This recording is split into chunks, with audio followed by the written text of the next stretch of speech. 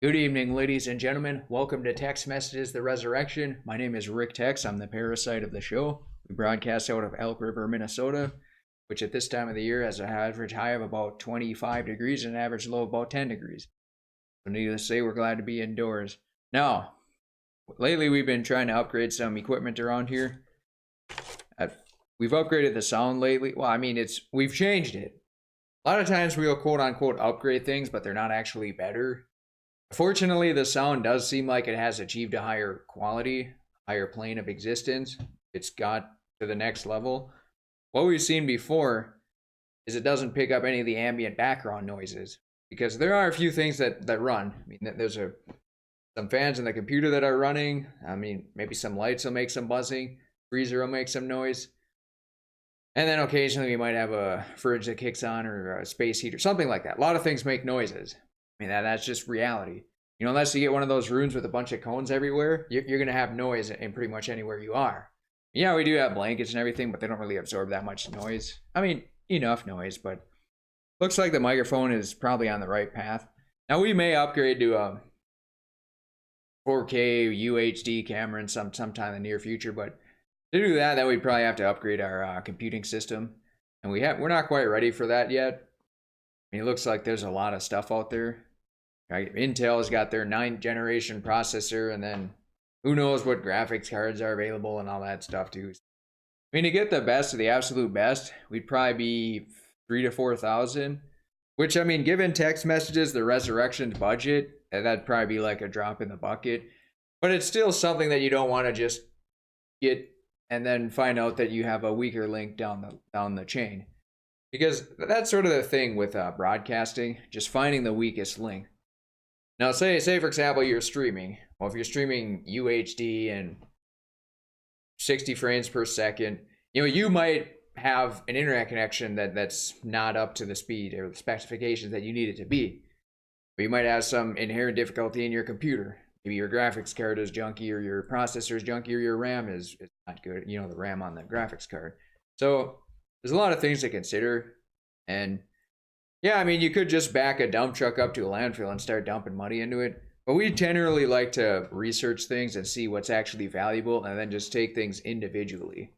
To just pile everything on at once, yeah, you'd have a top quality show, but then you'd have to actually know what to do. And unfortunately, in our case, we don't really know what we're doing. We just kind of fly by the seat of our pants and change things here and there, and whatever sticks, and we continue on with it. And that's a lot with just in general. If you're going to make 4 changes in your life, the impatient thing to do is to make them all 4. And then if you see a net gain, then you can think, well, all right, I'll just continue doing all these 4. But in reality, 1 or even 2 of them may be detrimental, but the other 2's benefits slightly outweigh that detriment. So if you were to just do them individually over time, patiently evaluate them, then you would know for sure, okay, this one is good, this one's a total disaster, this one is horrendous, and this one will make me great again. So, that's why we have a very patient approach here, ladies and gentlemen. And it's probably also why we'll be the lowest rated YouTube show for probably into the foreseeable future. Which, isn't obviously not something we're going to brag about or that we're necessarily proud of, but it is what it is. And you ladies and gentlemen at home are aware of it.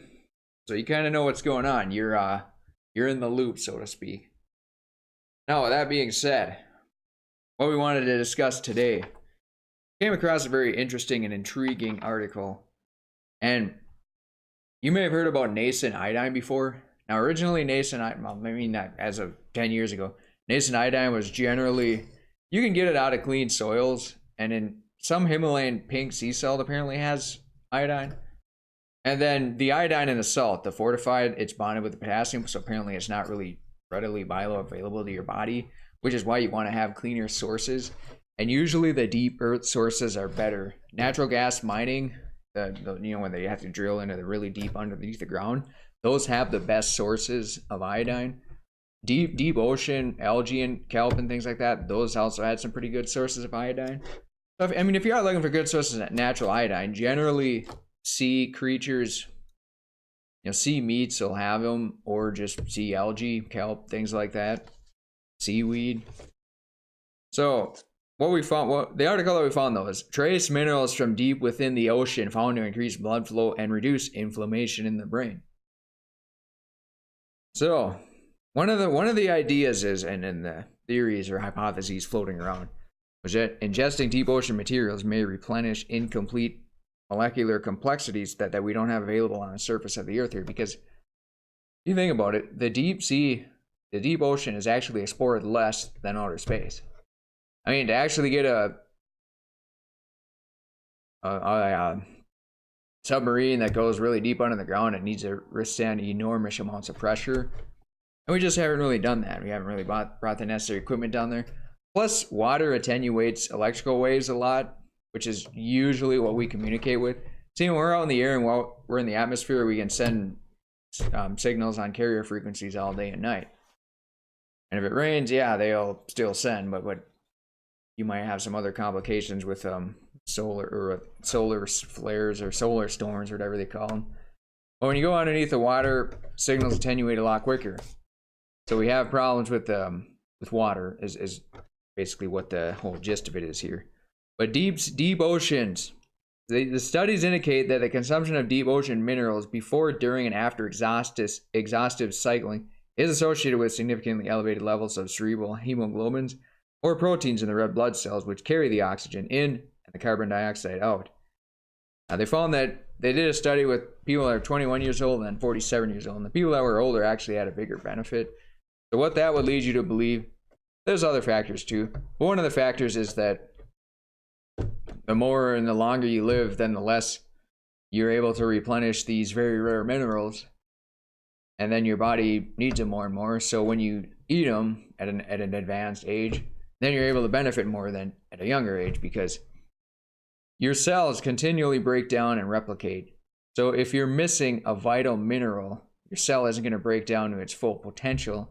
So when it continues to break down, I mean, this is just the process of aging. But if you're aging without necessary minerals, then you're aging at an even faster rate. And then when you reintroduce those minerals, you could probably call it de-aging at a slower rate, or aging at a slower rate. So de-aging at a faster rate. And another interesting thing is jellyfish, creatures of the ocean, they contain a specific type of collagen that helps with wound healing. See, collagen acts as a coagulant. If you get a cut and you get blood clotting, then your platelets will go there and they'll have like these octopus tentacle-like fingers, and they'll go in and try to heal it. Usually when people have cholesterol blockage in their blood, it's generally caused by scarring of the blood vessels, the arteries, veins, and then your platelets and other white blood cells and red blood cells take care of it too. The plasma will transport them all. They'll try to eradicate, or they'll try to cure those scarrings. When it becomes so perpetual over time due to poor dieting and food, leaky gut is one thing, where allegedly nutrients get through your gut and into your bloodstream before going through the necessary filtration and being broken down into the complex proteins that they need to be to get around into your body. So that's why you might eat certain types of food and just feel really weird and slightly inebriated, because generally that probably means that something is getting in your bloodstream. It could also mean a spike of blood sugar too. Then you got a whole bunch of blood sugar, so then it just causes some things in your blood that you don't really need if it's mostly sugar. So the jellyfish contain collagen help wound healing. Usually if you have low levels of blood oxygen and growth factors, then the collagen will help out significantly more. And it establishes a barrier between the bacteria and the wound. So the platelets sort of act as a disinfectant, as you can say. The whole, when you put alcohol on a wound or rubbing alcohol, whatever, it's usually just a disinfectant to kill off the bacteria. But your system itself has the necessary features in place. The white blood cells, the red blood cells, platelets, they all seek to eradicate foreign invaders, pathogens, viruses, bacteria. So I mean, if your immune system is running on 8 cylinders, running great, making you great again, you don't necessarily need other introductory health factors such as vaccinations or disinfectants. I mean, do disinfectants help? Yeah, and they don't really cause too much of it. They don't really have too many side effects. But antibiotics, on the other hand, when you overdose or you take too many of them or get out of control with them, they definitely have several deleterious effects. And they're very pernicious. Not something I would really recommend doing. But yeah, I mean, if your body gets overtaken by an infection, that's certainly not something you want to deal with either. Usually the whole idea behind antibiotics is you kill yourself slowly rather than the risk of killing yourself suddenly. And as long as you're a healthy person with a good immune system, you shouldn't have to worry too much about stuff like that. Oh yeah, does that mean you just cut yourself up and then roll around in the dirt? Not necessarily. I mean, in fact, about a year ago, I had a chicken that got bumblefoot. So what happens is it had a really high perch, and it would jump off the perch and it would get its talon cut, or its little claw cut. So then a staph infection grew, and it just turned into a big ball. And the body just tries to cover it up and calcify it, but it keeps growing and festering. So the calcium ball just keeps getting bigger and bigger. Now eventually you'd think that maybe it would stop or cease to exist at some point, and it may very well could have. But I found that it was just easier to go in there with a little knife, disinfect the knife, of course. You know, it's better just to play it safe, and then just to pull it up. And then after that, it never grew back, and chicken's fine now today. You know, a year and a half later, whatever. Yeah, that's pretty much deep sea ocean minerals are definitely something that you can look into as far as getting healthy and everything like that too. Clean sources of salt help a lot. Himalayan, pink sea salt, black salt. Now that being said, ladies and gentlemen, we're gonna have to put a wrap on the first segment of the show here. We'll be back momentarily to discuss blood platelets. And hopefully you'll join us, and hopefully you've attained some good knowledge from watching. Thank you very much.